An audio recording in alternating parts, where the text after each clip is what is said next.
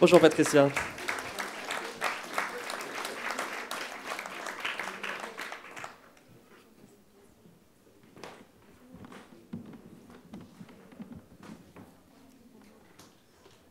Patricia Reznikov, le songe du photographe. Je vais me permettre simplement de rappeler que vous êtes franco-américaine, que vous êtes d'une famille originaire de Russie. Et dans votre écriture, dans vos romans, quand on s'intéresse à votre bibliographie, il y a ce balancement Est-Ouest.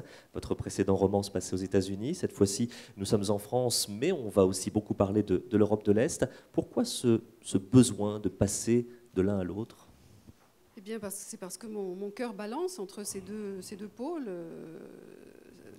L'identité américaine, pour moi, est plus proche, puisque c'est celle de ma mère et la mienne, par la même occasion.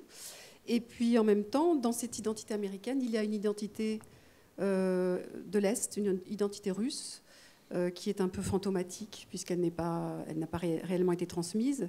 Et alors, je ne peux m'empêcher d'aller voir d'un côté puis de l'autre, animé d'une nostalgie de l'Est, d'une bonne vieille nostalgie de l'Est, comme beaucoup de descendants de ces immigrés. Nous allons suivre Joseph. Joseph, il a 15 ans en 77. Il est parisien. Et il vit dans une famille un peu en marge. Les parents ne s'occupent pas du tout de leurs deux enfants. Le père, la mère sont très absents. Le frère ne va pas bien. Il fera même au fil des pages une tentative de suicide. Et Joseph va essayer de construire tant bien que mal, ce qui est pour vous l'occasion aussi de nous raconter un adolescent dans le Paris des années 80, 70-80. Et il va faire connaissance d'une bande d'amis, des gens qui se sont retrouvés un peu par les hasards de la vie, qui vivent en colocation dans une grande maison, et des gens qui ont été bousculés par la vie, qui se sont retrouvés ici pour reformer une autre famille, et ils vont adopter en quelque sorte le jeune Joseph qui viendra leur rendre visite quasiment tous les jours. Pourquoi avoir eu envie d'écrire sur un adolescent d'une quinzaine d'années, dans ce Paris des années 70-80. Est-ce qu'il y a beaucoup de vous dans ce Joseph ? Peut-être parce que j'ai été adolescente moi-même. Et j'ai été adolescente dans ces années-là. Ça se passe en 78. Et je me suis posé les questions, sans doute, que se pose cet adolescent. Comment se construire ? Comment échapper à sa famille ? Comment aller au-devant, à la rencontre de la vie ? Et c'est ce groupe d'exilés dont vous avez parlé. Il y a donc un vieux russe blanc, une juive viennoise qui a échappé à la guerre, un exilé cubain, un vieil hongrois atrabilaire qui mène tout ce beau monde à la baguette et qui est fou de photographie, et qui dit c'est bien d'avoir du talent, mais encore faut-il être hongrois. Voilà, c'est sa devise pour tout dans l'existence. Et ces exilés qui vivent dans une sorte de phalanstère en réalité, accueille chaleureusement ce pauvre Joseph qui a 15 ans et qui a beaucoup de mal à se trouver, à exister, à se construire. Et alors il se trouve que lorsque j'étais enfant et adolescente, j'ai croisé beaucoup de ce genre de personnes. Ma vie a été pleine de ces exilés qui étaient des gens d'Europe de l'Est, qui avaient tout perdu, qui avaient émigré aux États-Unis, qui étaient revenus en Europe, qui avaient toutes sortes de malheurs absolument extravagants, qui avaient souffert et qui avaient en même temps une espèce de vitalité, de créativité extraordinaire, qui parlaient avec des accents fabuleux. Et ils ont vraiment fait partie de mon quotidien pendant des années. Ce qui est formidable dans cette histoire, et peut-être fût-ce le cas en ce qui vous concerne, c'est que chacun grandit au contact de l'autre, parce que Joseph va grandir grâce à eux, mais tous ces exilés, en racontant leurs souvenirs, vont renaître d'une certaine façon. Absolument, c'est une belle idée. C'est vrai qu'il y a une espèce de catharsis partagée. Ces exilés lui racontent la vie, ils lui racontent l'histoire du XXe siècle à travers leurs souffrances et leurs aventures terrifiantes. Ils se déchargent de leur fardeau, ils ont de l'amour à donner.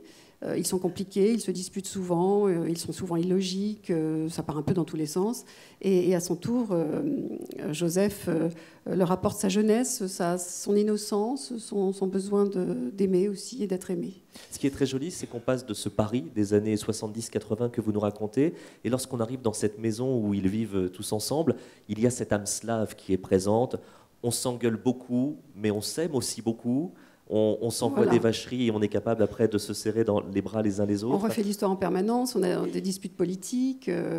Oui, c'est très animé et c'est très vivant en fait. Ce que j'aime chez ces gens, tout comme dans ceux que j'ai rencontrés lorsque j'étais enfant et adolescente, c'est que ce sont des gens compliqués mais tellement vrais. Ce sont presque des gens qui me rassurent, ils sont compliqués, difficiles, mais ils portent toute la mémoire du monde et ils sont pleins d'humanité. Il y a plusieurs thématiques que vous abordez. L'adolescence, on en a parlé. Il y a la transmission, on en a parlé. La judéité aussi, Oui. puisque certains des personnages y sont confrontés et ont parfois un peu de mal à le vivre. Et Joseph va aussi découvrir ce que ça peut impliquer. Et puis il y a la thématique de la photographie. Oui. D'ailleurs, le titre, Le songe du photographe. Pourquoi était-ce important pour vous de mettre un personnage photographe et de mettre le mot dans le titre? Que vous inspire la photographie? Alors, je vais peut-être vous surprendre, mais moi qui viens des Beaux-Arts, j'ai fait des études de peinture aux Beaux-Arts, la photographie a longtemps été pour moi un questionnement. Je me suis souvent posé la question, et je n'étais pas la seule parmi mes collègues, de me demander si la photographie était un art. Et pendant longtemps, je me suis dit que non, la photographie n'était pas un art. Alors j'entends déjà les réactions outrées des fous de photographie. La photographie n'a rien à voir avec la peinture. D'ailleurs, Roland Barthes le dit très bien, ce ne sont pas les peintres qui ont inventé la photographie, ce sont les chimistes. Et la photographie tient plus, pour moi, de l'ordre de la magie. C'est-à-dire que ce n'est pas un objet que l'on fabrique. Lorsque vous regardez une photographie, vous ne la voyez pas. Vous voyez ce qu'elle vous montre. Et c'est totalement vertigineux. Et ce qui m'a intéressé, c'est que de grands photographes du XXe siècle ont sauvegardé des pans entiers de l'Europe de l'Est, de l'Europe centrale, qui ont disparu au cours des deux conflits que l'on sait. Et s'ils n'avaient pas été là, on n'aurait plus cette mémoire-là, en fait. Cette mémoire aurait disparu. Et donc, la photographie est un conservatoire complètement extraordinaire quand on y pense. Elle permet de faire survivre ces mondes disparus. Et lorsqu'on sait comment dire, la photographie, c'est un moyen de capter la lumière que vous renvoie un corps ou une personne ou un objet. Et la photographie du XXe siècle, qui nous permet de retrouver ces mondes disparus, nous permet de capter la lumière de ces personnes qui ont existé dans ces lieux qui ont existé. Et quelque chose de cette lumière demeure. Votre roman est une histoire à tiroir, puisque, comme on l'a dit, chaque personnage que côtoie Joseph va lui raconter son propre passé.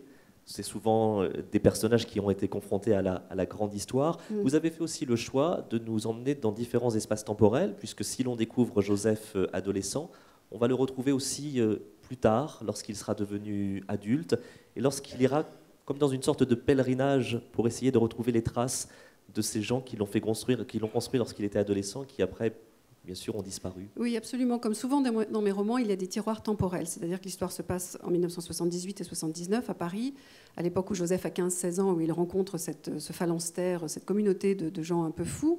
Et en même temps, il est confronté à leur mémoire et à leurs souvenirs en permanence. Donc il est projeté dans la Vienne des années 30, dans la Hongrie des années 20, 30, 40, pendant la guerre, au moment du siège des Russes.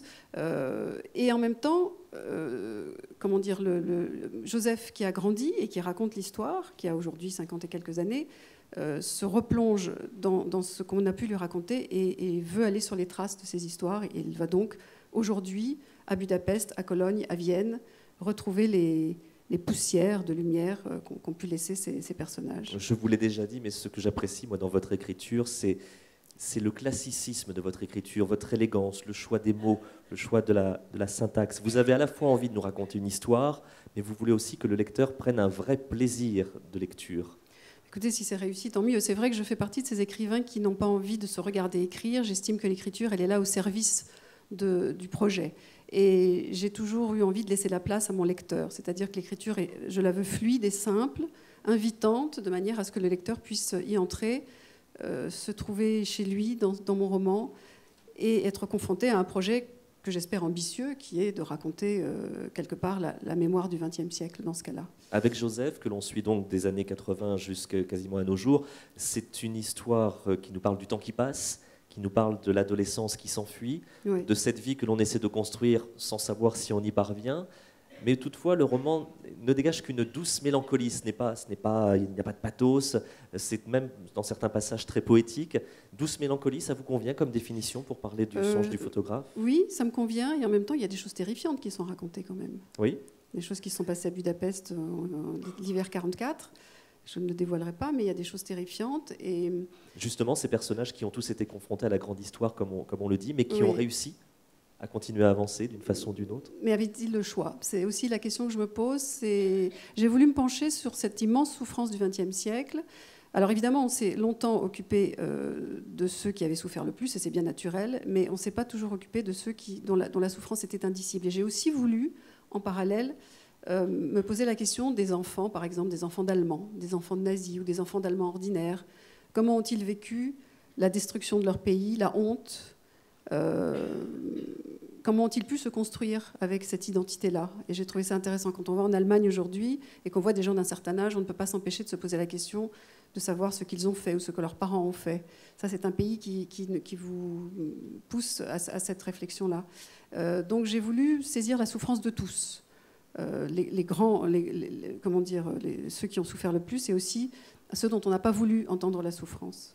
On l'a dit en préambule, vous êtes présente dans votre écriture, dans vos romans. Vous-même, Patricia Reznikov, lorsque vous prenez une photo de personnes que vous avez côtoyées il y a 20, 30, 40 ans, que ressentez-vous, un pincement au cœur ou là encore une douce mélancolie? Moi, je trouve que la photo, c'est très douloureux. C'est très, très douloureux. C'est très compliqué de regarder des êtres que l'on a côtoyés ou aimés, des lieux que l'on a visités. Alors, la nostalgie est très, très forte. Et ça m'a toujours semblé absolument vertigineux. D'ailleurs, je me suis toujours demandé comment l'homme avait pu se construire avant la modernité, comment il avait pu construire son identité sans photographie. Comment faisait-on pour garder un souvenir de ses proches, de ses morts, des lieux où l'on avait vécu, en ne pouvant se référer qu'aux souvenirs très, très évanescents et fragiles. Voilà, donc je trouve qu'il y a une ligne de partage entre l'avant et l'après-photographie. Un roman d'une grande sensibilité, comme vous l'aurez compris, un roman qui vous interpelle à plus d'un titre. En tout cas, moi, c'est l'un des gros coups de cœur de cette rentrée, Le songe du photographe, Patricia Reznikov. Merci beaucoup. Merci beaucoup.